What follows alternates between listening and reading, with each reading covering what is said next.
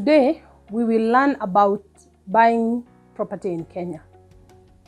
What are the steps that you need to go through for you to successfully buy a property in Kenya? It's important to know that you need to follow a guideline so that you do not lose your money and you do not go through so much stress for you to achieve this objective. It is the desire of a lot of Kenyans to own property with a minimum hassle. And so this is what I will be aiming to debunk so that you can be able to go through this process. The first thing that you do is to identify the property that you want to buy. It will be dependent on your budget. It will be dependent on the location that you're looking to buy in. It will be dependent on why you're buying the property. If you're buying for an investment, you need to be looking at where the growth is faster and where the returns are higher. If you're looking for a place to live, then you may want to go and visit the neighborhoods, especially during the weekends. I always advise go on a Sunday afternoon and see the kind of people that are roaming around the estate. And then you will know whether you want to raise your family there or you want to live there. If you want to just buy for land banking and you have longevity, you want the property to stay for a long period of time, then you may want to go further away from the towns because you get your land cheaper there and then you can sell it after a while for more money. But either way, what are the steps you need? For you to identify the land, make sure you do not see one property. My rule of the thumb is, for every property I buy, I have to see a minimum of 50. So you will need to set aside time to go and see all the agents around the area that you have identified and see as many properties as possible so that you know the general prices of houses or land in that area before you can make a decision. And now you've identified finally that this is the piece I want to buy. The next step you need to take is you need to ask the broker, if you're using a broker, to take you to the landowner. Because you need to get to the landowner. When you sit across the landowner, there are things that you also need to do. Get a copy of the title, or ask to see the original if that is possible. Ask them to give you their ID. Cross-match the name on the title and the ID number with their ID and make sure that they are the same. That is very important because in some communities you will find that in several generations people have the same name. And if you're not careful to cross-match the ID number on the title with the ID number on the ID card, you might find a grandchild selling their grandfather's property, and you might be losing your money in the deal. After you cross-match the ID and the copy of title and satisfy yourself that the person selling to you is the owner of the land, now you can negotiate for price. Make an offer, and if they do not accept, they will give a counter offer until you are in agreement how much you're going to pay for the land. And now we can start the due diligence. After you've satisfied yourself that the person selling you the land is the owner, we need now to take the copy of the title and do a search. A property search is done in the nearest land registry where that property is registered. Most of these land registries will be found in the county headquarters or the sub-county headquarters. You can do an official search or an online search. They are both official documents and they are things that we aim to look at. When you get a search, you need to cross-match the name on the title and the name on the search. And then you need to check whether the title has an encumbrance. Some of the encumbrances that you check on the title will be whether there is a charge. A charge is whether somebody has borrowed some amount of money from a bank or a financial institution against the title. If you find that there is a charge, then it would mean that you need to get clearance from the financial institution before you purchase that property. You might also find that the person has not been paying land rent. Land rent is a form of tax that is levied on leasehold properties, and this money is payable to the Commissioner of Lands through Kenya Revenue Authority.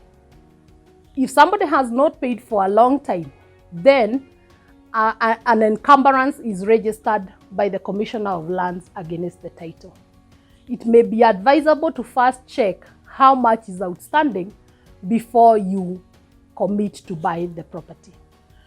If there was a dispute in the family, they may also record a caveat preventing anybody from buying that property. If there is a caveat on the title, it may not be advisable to purchase that property, and at that point, the sale will stand frustrated. Once you satisfy yourself through the search documents that the property is good for purchase, the next thing you want to do is to check out the plans, the survey plans. The survey plans will be gotten from the Survey of Kenya if you're purchasing land in Nairobi and its environments. And if you're in the counties, you will get this from the survey office in the counties.